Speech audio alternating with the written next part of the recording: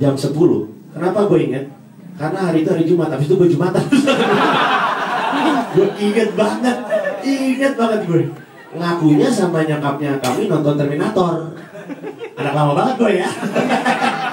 Perempuan-perempuan nonton lah bokep, biar wawasan lo ini sama kita sama cowok-cowok. Malam pertama kan harusnya indah. Nah, apa indahnya dari sebuah pengalaman ketika lagi malam pertama, cowok lu udah siap dengan 16 gaya, sementara perempuan yang lu tahu tentang bercinta hanyalah ngangkang. Gak adil. Sayang lagi kita coba gaya lain. Emang gimana lagi? Kata dia. Aku mesti gimana lagi? Kamu gak pernah nonton bokep? Ih, geli. Gue tuh sebel sama perempuan yang sok. Ih. Kita ada cowok ngomongin apa alat kelamin gitu ya. Terus dia bilang, bukan gitu caranya. Kayaknya diarahin ke sini. Turun dikit. Geli. Sekarang lu geli, ntar lu doyan. Kalau ntar lu gak doyan, laki lu nyari kayak gitu sama perempuan lain. Gue kasih tahu, makanya gue inget banget gue waktu itu jadi H-10 gue pernikahan, gigi gue ompong di depan. Jadi ini gue gigi palsu di depan nih, pecah gigi gue. Kan gak enak ya di pelaminan ya, terima kasih ompong gitu kan ya, gak enak ya. Akhirnya gue ke dokter gigi, dokter giginya perempuan, kebetulan adalah temennya mertua gue, calon mertua gue saat itu. Gue ingat banget apa yang dia katakan. Kamu mau tahu gak, sambil gue disuruh mangap kan gitu kan, kamu tahu gak rahasia pernikahan yang langgeng, kata dia. Haha, kata gue. Habis gue gak bisa jawab, udah mulut gue mangap, diajak ngobrol lagi, bingung gue.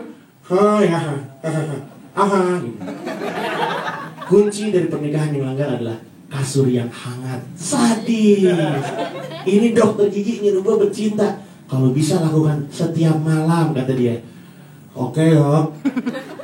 Gue berdoa bini gue kagak gemuk-gemuk ya, biar tetap enak nih. Hei kamu, kalau misalkan kamu nggak bercinta, nanti kamu akan pecah rumah tangganya. Dibilang seperti itu, gue langsung sedih kan. Kan gue gak pengen, gue kan sangat cinta sama istri gue ya teman-teman ya. Iya. Dan teman gue istri gue itu, calon istri gue itu senang nonton bokep. Jadi malam pertama keren banget. Gak percaya? Kita cari Paji dan Gamila. Tapi jangan ditonton, gue aja nontonnya gak enak, gendut. Beli gitu gitu. Sebenarnya bukan ini materi gue tuh. Pengen ngomong apa ya? Oh iya, gue tuh pengen ngomong satu hal. Gue pengen bilang bahwa orang Indonesia itu sangat menghormati sama keluarganya. Itu menurut gue value yang sangat baik di Indonesia, lebih daripada orang asing. Setuju gak lo? Orang Indonesia itu sangat menghormati keluarganya, lebih daripada orang asing. Orang Amerika, ya sehormat-hormatnya dia, lebih hormat kita. Tahu gak kenapa? Ini bukti yang sangat nyata. Di Indonesia ada konsep kualat. Di Amerika sini kan, coba gue tanya, apa bahasa Inggrisnya kualat? Gue tanya sama lo. Kewalat. Enggak, bukan. Coba gue tanya sama lo, apa bahasa Inggrisnya kualat? Orang Amerika tuh gak paham konsep dari kualat. Karma, bukan. Karma tuh beda. Karma itu kalau misalkan lu ngejahatin seorang perempuan, nanti anak perempuan lu dijahatin sama laki-laki lain. Itu karma, what goes around comes around. Kalau kualat tuh beda. Kualat tuh ada nenek-nenek. Sementara tuh aku mau lewat dulu, bawa tanah gitu. Terus lewat tiba-tiba ada pohon di Palu. Nah itu kualat tuh. Kualat kamu kualat, aku modein. Itu kualat. Kualat itu kalau misalkan lu nggak ngaku punya ibu lu ngutuk lu jadi batu. Itu kualat. Itu kualat itu apa namanya itu? Malin Kundang. Gue waktu pertama kali tahu Malin Kundang, gue takut sama emak gue sob. Gue pulang dari sekolah, gue tanya sama gue, Bu, Malin Kundang tuh beneran ya? Nyokap gue ngeliat gue dengan mata yang lurus, beneran. Yang bener Bu, gitu. Nyokap gue inget banget. Kamu pikir kamu kakak beradik cuma 3? Dulu keluarga kamu tuh banyak, kakak kamu banyak. Hah? Yang bener? Kemana mereka sekarang? Ya lihat aja di teman, ada berapa batu di sebelah sana. Itu aduh gue. Besoknya gue ke depan, gue beli bunga, gue lempar-lempar di teman gue. Maaf ya kak, makanya jangan nakal. Gue kalau pulang sekolah, permisi, maaf ya kak. Maaf ya kak gitu.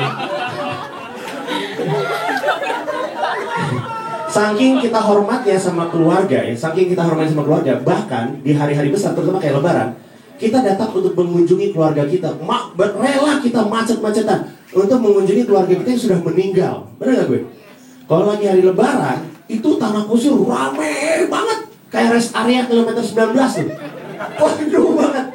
Semua orang ada di sini. Habis itu karena keluarga gue nggak mau susah, di Tanah Kusir itu ada saudara gue, ada om gue, ada pade gue, ada kakek gue, ada nenek gue. Jadi setiap kali habis dari sini terus gue pindah lagi ke tempat lain. Nah ini ada satu hal lagi kelakuan yang gue nggak habis pikir. Kenapa lu suka ngomong permisi ketika lu ngelangkahin makam? Bener nggak gue? Permisi, ngapain udah mati sob? Ntar giliran dia nyaut lu kaget. Iya silakan sob, silakan sob. Ngapain? Udah lewatin aja gitu, lewatin, udah mati. Bukannya kita gak hormat juga. Di Tanah Kusir absurd gitu kan. Ini kalau misalkan gue harus jalan yang tidak ada mayatnya, wah jalan gue susah banget sob. Gitu susah. Ini lewat aja. Pakai permisi, maaf. Ntar di dalam jalan aja sob, jalan. Takut lu nya. Tadi gue senang siapa tadi? Lu ngomongin FPI ya? Orang Cina ngomongin FPI itu nyala, itu baru tuh gokil. Tepuk tangan dulu dong. FPI itu gue kasih tau ya, FPI itu preman. FPI itu preman, P-nya itu adalah preman. Gue kasih tau sama lo, FPI itu preman bayaran. Kalau misalnya lo gak percaya sama gue, sekarang lo ngobrol sama semua temen lo yang IO. Adek gue kerja di IO, dia pernah bayar FPI. Kenapa waktu itu majalah Playboy itu ditangkap? Karena gak bayar. Lalu lihat aja majalah FHM. Majalah FHM gimana juga? Ada Maxim, ada EHM, dan ada banyak lampu merah deh. Masih banyak majalah yang absurd. Kenapa Playboy yang diserang? Karena nggak bayar. Kenapa Hanung Bramantio diserang? Karena nggak bayar. Kenapa film-film seperti Pocong Mandi Goyang Pinggul sambil joget lompat jongkok atau segala macam itu? Gak, itu harusnya lebih masuk akal kan? Lebih masuk akal dong diserang sama FPI. Bener nggak gue? Gak pernah kan lu lihat diserang FPI. Kenapa? Karena bayar. Gue baca di majalah Time, si Diraj itu, dia itu adalah juragan yang bikin film-film horor / bokep. Hokep berarti ya. Hokep. Itu setiap kali habis bikin filmnya baru jadi, dia selalu ngundang FPI untuk nonton film-film itu. Dan katanya Diraj, FPI-nya itu diem aja. Emang, keluar juga diem aja. Balik ke rumah juga diem aja. Masuk kamar mandi juga diem aja. Keluar-keluar udah mandi bersih. Habis ngapain gue nggak tahu ya. Kenapa kok mandi baru jam 2 siang? Biar bisa sholat. Ya. Makanya gue selalu bilang, FPI, menurut gue solusi yang terbaik untuk FPI adalah FPI itu harus, kalau gue punya duit, semua FPI gue kumpulin, gue sekolahin di luar negeri, biar mereka tahu rasanya jadi minoritas, baru dia bisa berlaku adil di Indonesia.